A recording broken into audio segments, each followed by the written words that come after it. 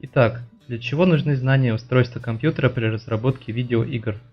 Если понять, как устроен компьютер, станет намного понятнее, как им управлять через код, а также станет возможным понять ограничения, с которыми может столкнуться разработчик. Устройство ввода говорит сами за себя, к ним относятся все виды устройств, что принимают информацию от пользователя.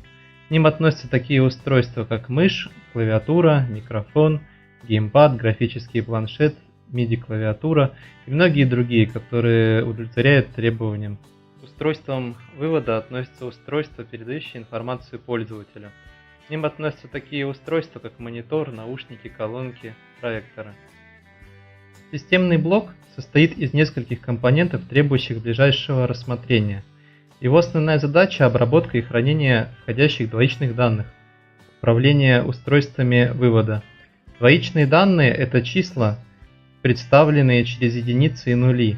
Компьютеры умеют работать только с нулями и с единицами. Центральный процессор выполняет различные логические и математические операции с двоичными данными.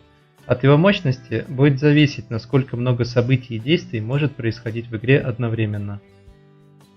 Материнская плата необходима для взаимодействия всех компонентов системного блока между собой. На ней размещены все компоненты, необходимые для работы системного блока, кроме блока питания. Оперативная память необходима для быстрого доступа к данным. Данные в оперативной памяти могут храниться только на момент работы компьютера. Жесткий диск необходим для постоянного хранения данных. Данные на жестком диске хранятся даже после отключения компьютера.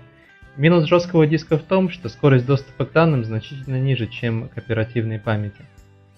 Видеокарта необходима для работы с графикой, расчета 3D-объектов и прочих задач, связанных с графикой. Теперь вы понимаете базовые принципы работы компьютера, и мы можем продолжать наш курс.